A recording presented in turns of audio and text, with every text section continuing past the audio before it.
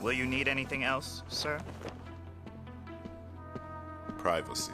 Stalker, whose real name is unknown, is a dexterous hunter with keen senses and reflexes. He was once an African game hunter who was wanted on 3 continents for poaching. However, on one occasion, while hunting a wounded Black Panther, a moment of carelessness cost the hunter his spine. He then went through a painful surgery to replace his spine, which had been broken in 5 places. The procedure was not only a success, but it also enhanced his strength and his reflexes. As soon as he healed, he broke free from the lab and tracked down the Black Panther that injured him and killed it with his bare hands as an act of revenge, which is absolutely wild to think about. Upon realizing that hunting was now too easy, Stalker felt that his life was over. However, once he heard about the return of the Batman, his craving for the hunt was rekindled. So with that brief summary out the way, let me quickly go ahead and mention the episodes that I'll be going over and discuss how I'll break them down.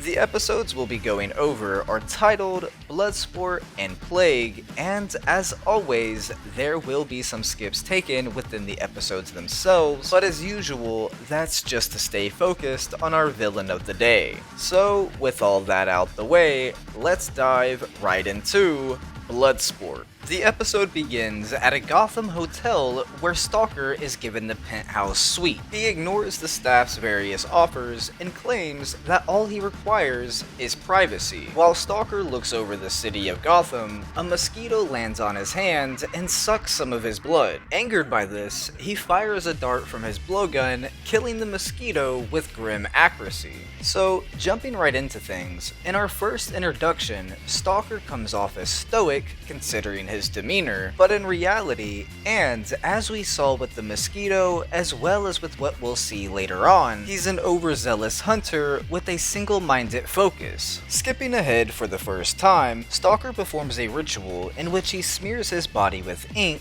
and draws several animal symbols on his skin, one of which is Batman's symbol. Once he's finished with the ceremony, he extends his retractable spear and heads out into the city. Stalker eventually comes across the Casemore Tribal Arts Gallery and forces his way in. Batman learns of the break-in and quickly goes there to scope things out. However, unbeknownst to Batman, Stalker is watching Batman from an unseen perch where he makes his way down and attempts to attack Batman with his blowgun. Batman manages to evade, but Stalker attacks again, this time drop-kicking him to the ground. The two fight for a short while, and Batman learns that his adversary is stronger than he appears. Batman still manages to gain the upper hand, but Stalker throws a grenade at him that releases some kind of powerful agent that temporarily blinds Batman. Once he recovered and saw that Stalker was gone, Batman left as well.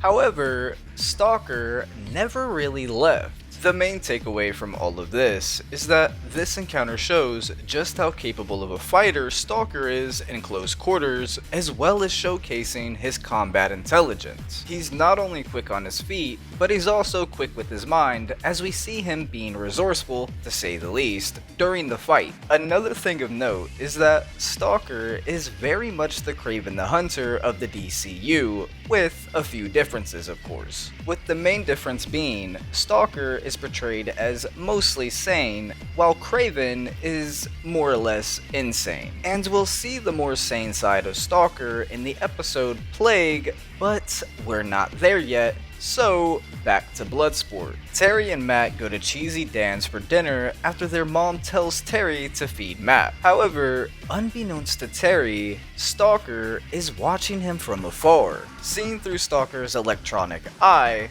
Terry glows bright green. At Cheesy Dan's, Terry meets up with Max and leaves Matt with her after seeing Stalker had followed him and starts running through the city. Terry is eventually stopped by the police, who are reluctant to believe his story about a man chasing him with a spear. However, when Stalker arrives, he makes short work of the two police officers. Terry runs into the subway and tries to lose his adversary by riding the train, but to no avail. As far as what was just said, there's not really much to say about Stalker during all of this. However, there will be something of note coming up shortly. Bruce contacts Terry and tells him that the man chasing him is known as Stalker, a big game hunter who only goes after the most dangerous prey. The train then stops and Stalker goes after his target. However, he soon discovers that the man he brought down is nothing more than a man experiencing homelessness that Terry gave his jacket to. Terry himself had made a quick escape. Now we'll dive into that something of note that I mentioned. While attacking Terry on the train, Stalker stabs wildly through the ceiling, almost impaling multiple civilians. What this tells us is, when Stalker is on the hunt, truly nothing else and no one else matters. Now, this is why I said mostly sane in the Craven comparison from earlier. His lack of care and blatant disregard for others while on the hunt is where his insanity surfaces. When Stalker is set on a target, he experiences extreme tunnel vision, which causes him to go a little crazy, as we see in the train segment. However, after seeing that the man he tackled wasn't Terry, he spares his life. So it's not a complete disconnect, which is obviously good, and goes back to what I was saying about Stalker being mostly sane. Skipping ahead again, Terry goes to see Bruce and showers, learning that the agent that Stalker hit him with was phosphorus, which allowed Stalker to track him. After his shower and after learning that, Bruce shows Terry a disc he found in Matt's jacket. The mysterious disc contains a map which reveals where Stalker can be found. Back at Stalker's suite, Matt is being held in a cage above the floor of the veranda, which now closely resembles a jungle. As Stalker walks past, Matt sees a surgical scar running down the entirety of his back and asks him about it. Stalker explains that back when he was an ordinary poacher with a rifle, he was overconfident and mauled by a panther.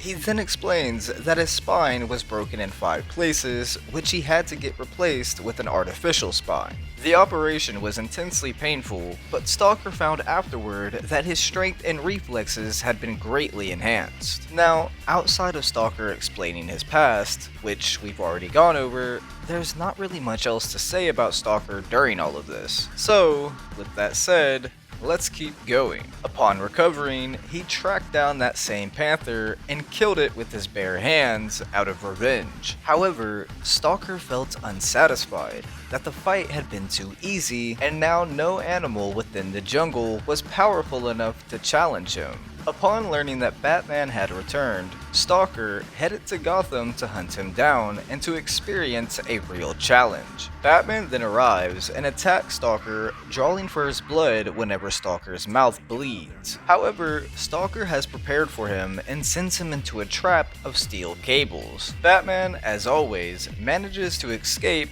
but falls into a trap of flash grenades, and when trying to back away, Batman falls into a pit trap. After flying out of the pond, Batman heads to Matt, only to find himself being caught in a foot snare. Stalker then attacks him, but Batman fights back, with Batman hurling Stalker into Matt's cage, which ultimately acts as a distraction. When Stalker recovers and manages to look up, he sees that Batman is gone. Surprised, he checks the trap only to discover that he's been tricked and that Batman is still in it. When Batman comes out of stealth mode, he takes hold of Stalker's spear and jams it into the trap. The electricity from the trap damages Stalker's artificial spine and his vision becomes distorted. When opening his eyes, he hallucinates, seeing Batman as the panther that nearly killed him. Out of fear, he leaps from the suite to the train track. A train then rushes towards him, which Stalker also sees as the panther. Before Stalker gets hit by the train, Batman looks away. And that about wraps up this episode. Now, before moving on to Plague, I want to real quickly touch on the train segment in Bloodsport. With Stalker seeing Batman and the train as the panther that injured him, it lets us, the audience, know that even though he killed the panther, he's still haunted by both the panther itself and by what the panther did to him. So even though he claimed killing the panther was too easy, the encounter as a whole wasn't easy on Stalker's mind. We know this because we visually see how that encounter has been tormenting his mind. But now, let's dive right into the episode Plague. The episode begins with Terry, Dana, and Chelsea waiting for Nelson's return from St. Denis at the airport. Nelson goes to customs, and the agent finds a vial of an unidentified green fluid within his bag. Nelson claims to know nothing about the green fluid or how it got in his bag, and the agent seems to believe him and lets him go while confiscating the vial. Nelson then catches up with the group and heads out, but Stalker intercepts the group before they can reach his car. Stalker snatches Nelson and carries him to the top of the building, where he threatens to kill him if he doesn't tell him where the vial ended up.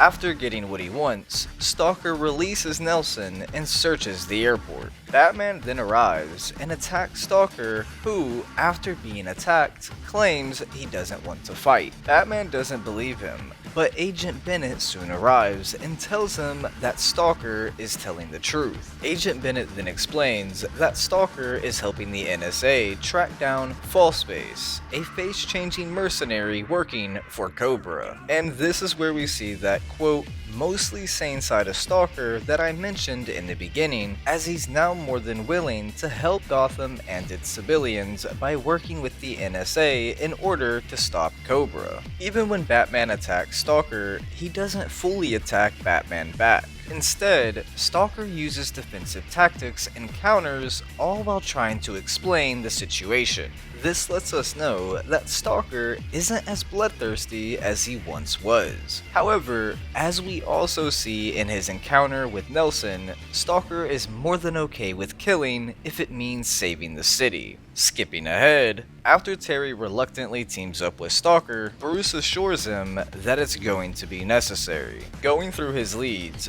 Bruce suggests that the duo go and check out the Muscle City sweatshop, where they discover Cobra agents preparing for the virus's release. Batman insists that they quietly observe the agents and plan their next move, but Stalker impatiently attacks the group. Batman then scolds him for his recklessness and points out that they can no longer interrogate the agents for information. Fortunately, they find a disc with a floor plan for Gotham Manufacturers Plastics. So, real quick, what this scene shows us is, even though Stalker isn't as bloodthirsty as he once was, he's still rather impatient when it comes to getting things done.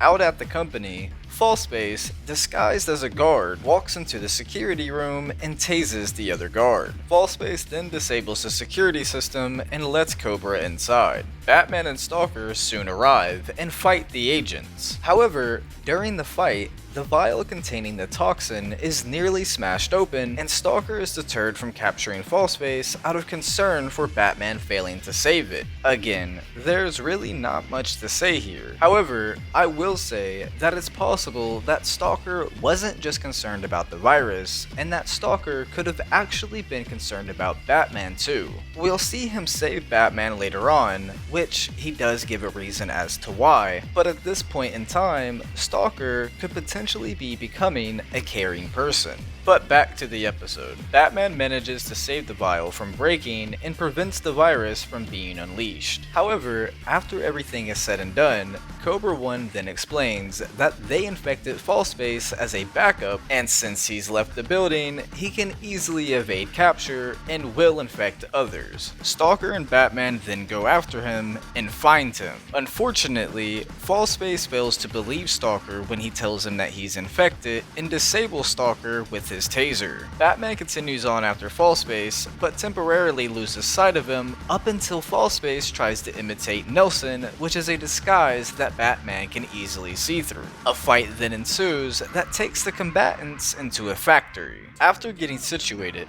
Fallspace starts a fire and then attacks Batman with a pipe. Batman can obviously hold up his own, but after an explosion, he gets trapped under a falling ventilation duct. Fallspace then prepares to kill Batman, but leans over in pain. Batman goes on to explain that the virus that he's been infected with has taken hold. Despaired, Fallspace runs away. Unable to free himself, Batman believes himself to be doomed, but Stalker soon arrives. Much to Batman's surprise, Stalker refrains from killing him and instead releases him from the debris that he's trapped under. The two then escape and find Fallspace collapsed outside the building. After assessing Fallspace, Batman asks Stalker why he saved him, and Stalker explains that it was just so he, and only he, would be the one to kill him when the time is right. And that's what I was talking about. Stalker gives a reasoning, but from what we've seen throughout the episode, I'm not sure if Stalker actually still wants to kill Batman. It seems as if he's formed an attachment or bond with him, and keeping Batman alive would also benefit Stalker, as Stalker would be able to improve his own techniques and skills through combat with Batman. Oh, and that would be the last time we ever saw Stalker within Batman Beyond. Well, as far as the TV series goes, Stalker does make 2 appearances within the Batman Beyond comics, where in Volume 2, issue number 6, he tries to trap Terry when he's on an island trip with Max, Dana, and Howard. And in Volume 2, issue number 18, Stalker returns to track down Blight, who apparently survived the sinking of the submarine. Stalker is honestly a character I wish we saw more of, as he presents more than just a physical challenge for Batman. He's both a tactician and a warrior, just like Batman is. That's what makes their encounters so great.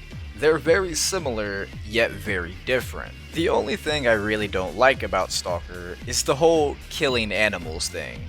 Definitely not a fan of that. But outside of that, he's a phenomenal character that's more than interesting. But now, moving off of the life and personality of Stalker and on to his design and voice actor. Stalker's design is not only unique and wicked, but it also fits the DCAU perfectly, as well as his character overall. And yes, it's rather simple, but that's what it needed to be.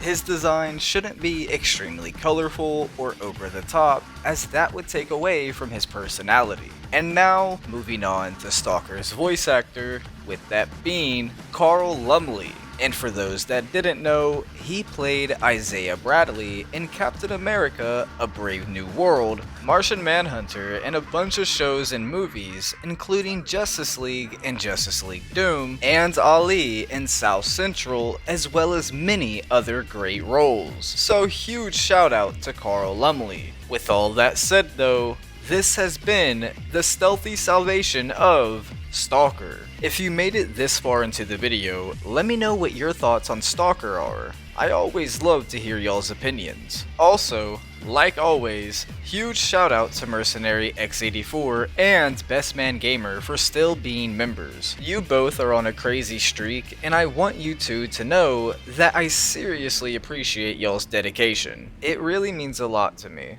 so thank you to the both of you, and thank you to everyone else as well. I really appreciate you all for supporting me and watching the video. All of the support and love y'all give truly means the world to me. But anyways, with my ramblings finally, and I do mean finally, out the way, it's been ugly, and I'll see y'all in the next one.